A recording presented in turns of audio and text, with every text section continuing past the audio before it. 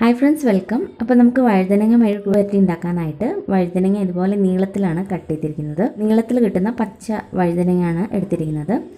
പിന്നെ നമുക്ക് ഒരു 15 ചെറിയുള്ളി വേണം. കൂടെ തന്നെ 4 വറ്റൽമുളകും കൂടി എടുത്തിട്ടുണ്ട്. ഇത് രണ്ടും കൂടി ഒന്ന് ഇടികല്ലിലിട്ട് ഇടിച്ചെടുക്കുകയാണ് വേണ്ടത്. അപ്പോൾ ഇടികളില്ലെങ്കിൽ നമുക്ക് മിക്സിയുടെ ജാറിലിട്ട് ജസ്റ്റ് ഒന്ന് പൾസ് ചെയ്തെടുത്താലും മതി. പക്ഷേ ഇടികല്ലിലിട്ട് ഇടിച്ചെടുക്കുന്നതായിരിക്കും നല്ലത്. ഇപ്പോൾ ചെറിയുള്ളി ഇല്ലെങ്കിൽ പിന്നെ സവാള തന്നെ ഉപയോഗിക്കാം. പക്ഷേ ചെറിയുള്ളി ഉപയോഗിച്ചാലാണ് കുറച്ചും കൂടി ടേസ്റ്റ്. അപ്പോൾ നമ്മളിത് ഇടിച്ചെടുത്തിട്ടുണ്ട്. ഇനി നമുക്ക് മെഴുക്കുപുരട്ടി ഉണ്ടാക്കാനായിട്ട് ഒരു പാനിലേക്ക് 2 ടേബിൾ സ്പൂൺ വെളിച്ചെണ്ണ ഒഴിച്ചിട്ടുണ്ട്. എണ്ണ ചൂടാൻ ശേഷം ഇതിലേക്ക് ആവശ്യത്തിന് കടുക് ചേർക്കാം. കടുക് പൊട്ടിയതിന് ശേഷം ഇതിലേക്ക് നമ്മൾ നേരത്തെ ഇടിച്ച് വെച്ചിരിക്കുന്ന ഉള്ളിയുടെ കൂട്ടിലേക്ക് ഇട്ട് കൊടുക്കാം. ഇതിൻ്റെ കൂടെ തന്നെ അല്പം കറിവേപ്പിലയും കൂടി ചേർക്കാം. ഇതെല്ലാം കൂടി നന്നായിട്ടൊന്ന് മൂപ്പിച്ചെടുക്കാം. ഉള്ളി നല്ലതുപോലെ തന്നെ മൂത്ത് കിട്ടണം. ഒരു പച്ചച്ചുവയ്ക്ക് മാറി നന്നായിട്ട് മൂക്കണം. നല്ലൊരു ടേസ്റ്റ് കിട്ടും.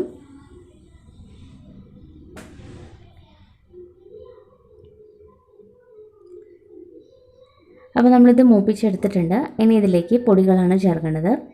1/2 ടീസ്പൂൺ മഞ്ഞൾപ്പൊടി ചേർക്കാം. ഇനി ഇതിലേക്ക് 1/2 ടീസ്പൂൺ മുളക് പൊടി ചേർക്കാം. ഇത് കാശ്മീരി മുളക് പൊടിയാണ്.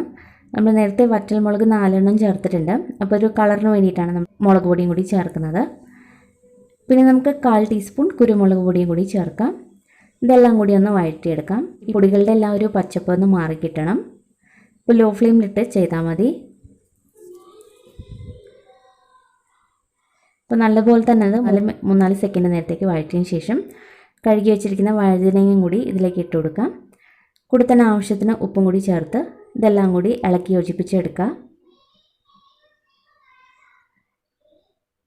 ഇപ്പോൾ നന്നായിട്ട് നമ്മൾ മിക്സ് ചെയ്തെടുത്തതിന് ശേഷം ഇത് അടച്ചു വെച്ച് വേവിച്ചെടുക്കാം. വഴുതനങ്ങ പെട്ടെന്ന് തന്നെ വെന്ത് കിട്ടും.